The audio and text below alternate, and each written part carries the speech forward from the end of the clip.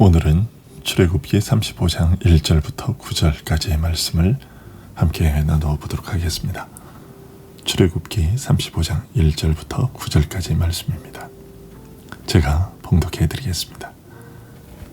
모세가 이스라엘 자손의 온 회중을 모으고 그들에게 이르되 여호와께서 너희에게 명령하사 행하게 하신 말씀이 이러하니라. 여세 동안은 일하고 일곱째 날은 너희를 위한 거룩한 날이니 여호와께 엄숙한 안식일이라. 누구든지 이 날에 일하는 자는 죽일지니 안식일에는 너희의 모든 처소에서 불도 피우지 말지니라. 모세가 이스라엘 자손의 온 회중에게 말하여 이르되 여호와께서 명령하신 일이 이러하니라. 이르시기를 너희의 소유 중에서 너희는 여호와께 드릴 것을 택하되 마음에 원하는 자는 누구든지 그것을 가져다가 여호와께 드릴지니 곧 금과 은과 녹과 청색, 자색, 홍색 실과 가는 배의 실과 염소털과 붉은 물들인 수디양의 가죽과 해달의 가죽과 조각목과 등유와 및 관유에 드는 향품과 분향할 향을 만드는 향품과 호마노며 애복과 흉패에 물릴 보석이니라. 아멘. 출애굽기 34장 32절은 모세가 여호와께서 자기에게 이르신 말씀을 다 그들에게 명하였다고 말하고 있습니다. 그리고 출애굽기 35장 이하의 말씀들은 모세가 백성에게 전해냈다는 그 내용을 좀 더 구체적으로 설명하고 있습니다.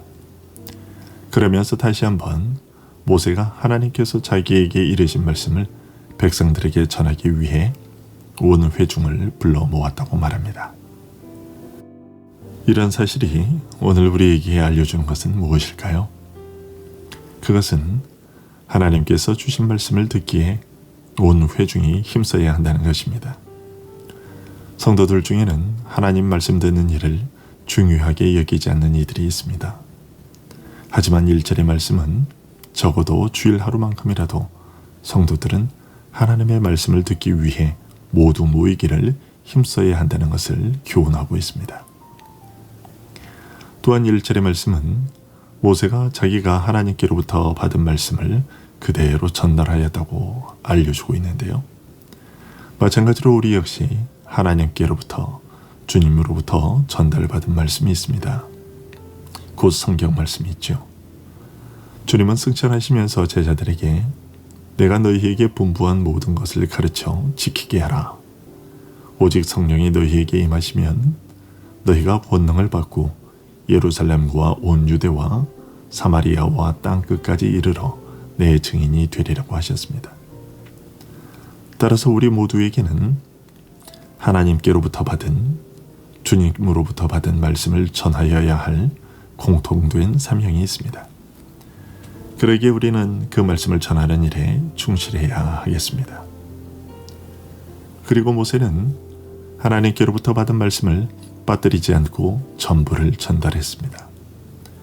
그것은 오늘날 말씀의 사역자들이 성도들이 듣기 좋아하는 말씀만을 골라 전하면 안 되고 성도들의 마음에 거치는 돌과 같은 말씀들일지라도 빠뜨리지 말고 전달해야 하며 성도들 역시도 자기 귀에 좋은 것만, 자기 마음을 기쁘게 하는 말씀만 드리려 하지 말고 쓴소리도 단 마음으로 들어야 한다는 것을 알려줍니다.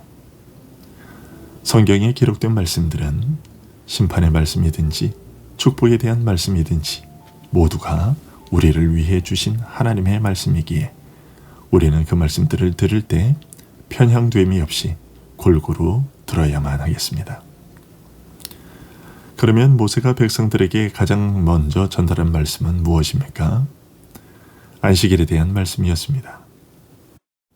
그 후에야 성막 건축에 대한 말씀을 전합니다. 이런 사실은 오늘날 우리가 주일을 지키는 것이 얼마나 중요한 일인지를 알려줍니다. 2절에서 하나님은 백성들에게 엿새 동안은 일하라고 하셨는데 지금 이스라엘 백성들이 해야 하는 일은 성막을 짓는 일이었습니다. 성막을 짓는 그 일은 백성들이 계획한 일이 아니라 하나님께서 명하신 일이었습니다. 그럼에도 불구하고 안식일에는 성막을 짓는 그 일조차도 하지 말고 쉬라고 명령하십니다. 이처럼 안식일의 영광은 성소의 영광 이상이었고 창조 이후부터 계속되어 온 것이었습니다. 그만큼 안식일은 우리에게 거룩한 날이니 하나님께 경배하고 일상 업무로 시간을 보내서는 안 되는 날입니다. 하나님은 이 특별함에 대해 엄숙한 안식일이라고 하셨습니다. 우리말로는 엄숙한 안식일이라고 번역되어 있지만 원어로 보면 안식일 준수의 안식일입니다. 즉 이 날은 어떤 다른 절기보다도 영예롭고 우월한 날이며 모든 것들보다 오래 지속되어야 하는 날입니다. 또한 엄숙한 안식일은 안식의 안식일이라고도 번역할 수 있는데요. 곧 휴식의 안식일입니다. 그러므로 이 날에는 모든 세속적인 노동에서 떠나 조심스럽고도 엄숙하게 휴식을 해야 합니다. 그러나 그것은 여호와의 영광을 위해 휴식하는 것이요 여호와의 영광에 기여하도록 휴식해야 하는 것입니다. 안식일에 대한 이러한 특별함은 안식일의 불이행에 대한 형벌을 보면 더욱 도드라지게 나타납니다. 3절에서 하나님은 무릇 이날에 일하는 자는 죽일지니라고 하십니다. 이것은 우리 인생에게 있어서 가장 우선되고 특별하며 중요한 일이 하나님과의 교제요, 하나님을 예배하는 것임을 알려줍니다. 이런 안식일 준수에 대한 규례 이후에 모세는 장막을 세우기 위해 해야 할 준비를 갖추라고 명령하고 있습니다. 여기에서 반복되고 있는 말씀은 마음에 원하는 이라는 말씀과 그 마음이 감동된 이라는 말씀입니다. 이 말씀들이 알려주는 것은 무엇일까요? 첫째, 마음에 원하는 이라는 말씀이 알려주는 것은 우리가 하나님께 아무리 많은 것을 드린다 할지라도 마음이 하나님께 드려지지 않으면 아무 소용이 없다는 것입니다. 하나님께서 원하시는 것은 재물이나 허물 자체가 아니라 우리들의 마음이라는 사실이죠. 이런 사실은 사무엘상 15장 22절에 여호와께서 번제와 다른 제사를 그의 목소리를 청종하는 것을 좋아하심같이 좋아하시겠나이까. 순종이 제사보다 낫고 듣는 것이 수대양의 기름보다 나으니 라는 말씀이라.